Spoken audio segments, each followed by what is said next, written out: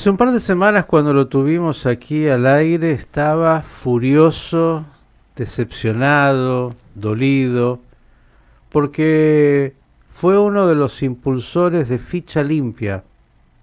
Ficha Limpia, sí, sí, eso que significa que nadie con prontuario puede presentarse a un cargo público y que desgraciadamente la política volvió a no poder estar a la altura. Ya hemos dicho, es un día histórico el que se vive en la República Argentina. Desde lo técnico ya hemos escuchado todo, cómo es este proceso y todo lo que vendrá para Cristina Kirchner y todos aquellos que han participado de esta causa tan conocida del robo a través de la obra pública. Ex miembro del Consejo de la Magistratura, el doctor Alejandro Fargosi está con nosotros. Doctor, ¿cómo le va? Buen día.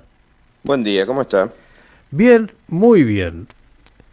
A ver, Recién me estaba, perdón que lo interrumpa, recién me estaba, en el instante mientras lo escuchaba, me estaba acordando de Gervasio Antonio de Posadas.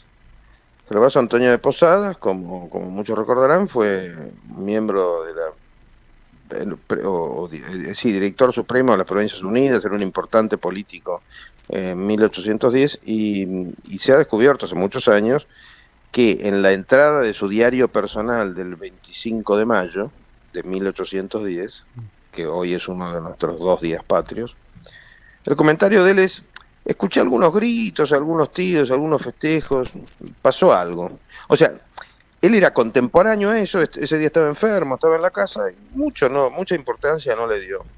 Y creo que estamos en una situación parecida, yendo a lo que decía usted recién, ¿no? Hoy empieza otro país, ¿eh? yo decía en algún momento, esto puede ser de alguna manera equivalente a lo que fue el juicio a las juntas, que marcó, más allá de todo lo que ha pasado luego, un antes y un después Sí. en términos de la institucionalidad de la República. Y decía algo más, si le quiero preguntar, a ver si usted también se dio cuenta, me imagino que sí, de este detalle que algunos colegas no mencionan. Hay uno que falta en esta sentencia, es verdad que usted sabe de derecho y no se puede juzgar a alguien que no está, pero me Claro. parece que el autor primario de todo esto no está, pero es el que debería aparecer con todos los títulos, ¿no? Absolutamente sí, absolutamente sí. Ese hombre ha tenido la suerte de que la historia no lo va a alcanzar en plenitud porque murió en 2010, pero el causante de todo este desastre, de estos 22 años que nos robaron a la Argentina, porque no nos robaron solamente miles de millones de dólares, nos robaron 22 años, el causante es Néstor Kirchner, un nefasto monumental al que le debemos todo esto que ha pasado. Pero hoy podemos dejar de hablar de ese pasado, podemos dejar de hablar de cómo superar al kirchnerismo durante el día y estar vivos mañana. Y es hora de empezar a pensar en el 2050. Yo tengo el trauma del 2050, al que no creo que llegue, Ah, pero tengo el trauma del 2050 porque es el país de mis hijos y de mis nietos y el que tenemos que construir nosotros, usted va a que es llegar, pero mañana. más allá de que va a llegar y que es mañana, qué bueno esto de la perspectiva histórica, lo que nos contaba justamente de ese 25 de mayo y mirar los hechos en perspectiva, porque claro, hoy hay un poco de ruido, vamos a tener seguramente unos cuantos días de ruido, pero nos vamos, creo y espero, a ir acostumbrando y la pregunta es, creo que la sociedad argentina, a ver cómo usted lo siente, aprendió con todos los dolores que no es a través de la violencia. Por ahí vamos a tener hechos, pero me parece que incluso los socios de esta corrupción, esta matriz que es mucho más que Cristina, eh, comprenden, espero, que el camino de la violencia no es la manera. No sé si usted lo ve así. Sí, lo veo así, aunque como decía usted recién, ¿no? Van a pasar cosas. porque hay un grupo de gente que tiene miedo de ir presa, hay un grupo de gente que ha robado hasta cansarse y ha dejado los dedos pegados por todos lados y tienen miedo que vayan sobre ellos, y hay un grupo de gente, más o menos siempre son el mismo grupo de gente, hay un grupo de gente al que se le cortan los curros, se le cortan su modo de vida. Y cuando hablamos de curros hablamos de, no sé en el caso de ellos de miles de millones de dólares, como Siglo Kirchner, pero por lo menos decenas de millones de dólares. No nos olvidemos que los simples secretarios de la presidencia murieron con más de 100 millones de dólares cada uno.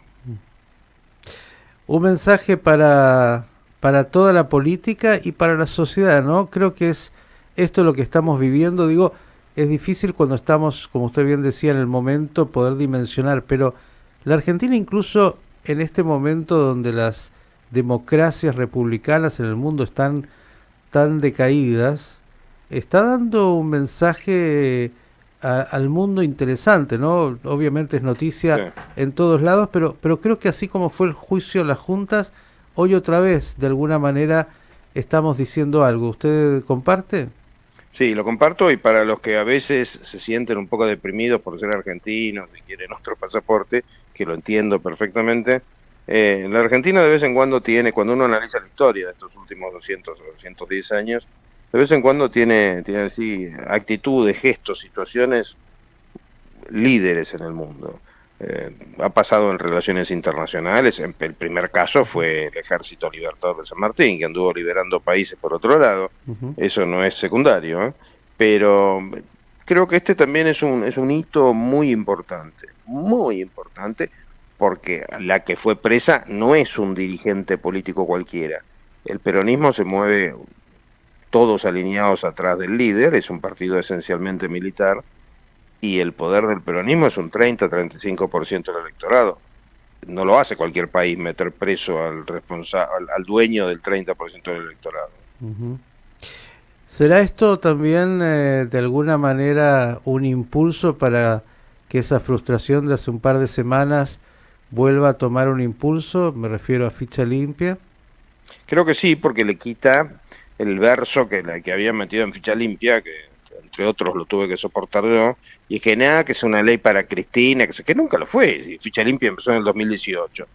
Pero sí, yo creo que va a ser. Ahora hay un proyecto en la Cámara de Diputados que en lugar, digamos, en lugar de llegar a Buenos Aires por la ruta 8, llega por la ruta 3, por poner un ejemplo, que es, en lugar de dictar una ley de ficha limpia, modificar el Código Penal y establecer que las inhabilitaciones del Código Penal en materia política rigen desde lo que se llama sentencia definitiva, no desde la sentencia firme. Recordemos que definitiva es cuando hay dos fallos que dicen lo mismo, que está confirmado el de primera instancia, pero el de segunda instancia. Eso Cristina lo tiene hace un montón. Uh-huh. Sentencia firme, en cambio, es cuando ya no puede intervenir la Corte, cuando se terminó esa posibilidad de recurrir a la Corte.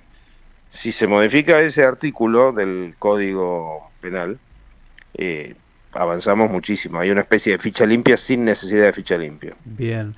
Doctor Fargosi, usted es un hombre que conoce muy bien el mundo de la justicia, de los tribunales. Se ha hablado tanto en esta Argentina, donde lo que más se hace es eso y las visiones conspirativas, de la justicia maniatada, la justicia inducida. La justicia está hoy con las manos un tanto más libres.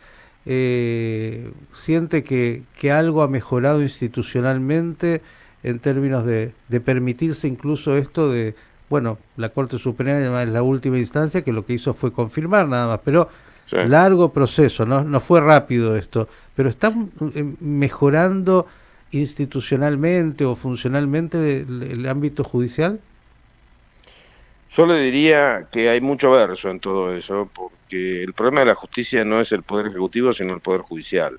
Uh-huh. En general nosotros tendemos a ver, porque uno busca simplificar las ideas, es lógico, así funciona el cerebro humano, uh-huh, precomanes, así funciona el cerebro humano, uno busca atribuir las culpas de un Poder Judicial que funciona muy mal al Poder Ejecutivo, pero no es así. El Poder Judicial funciona mal porque hay malos jueces. De hecho, Los jueces tienen siempre la posibilidad de frenar al Ejecutivo y lo hacen permanentemente. Esto me hace acordar en la época de Macri también decían que Macri tenía poder sobre la justicia, pese a la presencia de Angelici con Macri, que no era secundaria, no es secundaria uno hoy en día. Si los jueces quieren dictar la sentencia, la dictan y el Poder Ejecutivo la tiene que obedecer porque si no comete otro delito. Lo bueno del fallo de ayer es que de alguna manera es abrir la ventana, refresca, orea, como se dice en el campo, orea un ambiente un tanto apestoso de temas que no se terminan nunca, gente que nunca es condenada. Es muy importante, lo que pasó ayer es muy importante. Claro, de alguna manera es un proceso, porque yo creo que hay que ver los hechos también históricos. Hay que recordar que, bueno, Amado Boudou fue condenado, ex vicepresidente, tenemos una cantidad de otros que en estos años, ministros y más, han estado en la cárcel, incluso empresarios vinculados. Digo, hay un proceso que si uno lo mira en perspectiva es más amplio. ¿Comenzará también el proceso de depuración interna y autocrítica de la justicia con esto? Digo, esto que usted decía trae aire, ¿también lo traerá hacia la justicia? Hay 2 o 3 sectores que vienen zafando. Sector número 1, los empresarios. Hay demasiado pocos empresarios presos. Esos vienen zafando, pese a que eran coimeros, vienen zafando por ahora. Tenemos los cuadernos. Exactamente, ahora viene la causa de los cuadernos. Vamos a ver qué pasa. Hubo un intento de hacerlo zafar con eso de que las coimas eran aportes de campaña, que por suerte quedó sin efecto, ese absurdo, esa burla a todos nosotros. Así que soy optimista. El otro sector que viene zafando claramente es el de la justicia, porque la capacidad de autocrítica de los jueces es virtualmente cero. Esto lo he vivido con muchos disgustos cuando estuve en el Consejo de la Magistratura. La actitud sindical de los jueces para con otros jueces es pasmosa. Y ahí es donde empiezan todos los problemas, porque también eso se le puede decir a la política, ¿no? Cuando un grupo empieza a defender a sus delincuentes internos, ese grupo se pudre. Es lo que le pasó a las Fuerzas Armadas hace ya 40 años. Eso lo dijo un famoso general que se llamaba Rattenbach.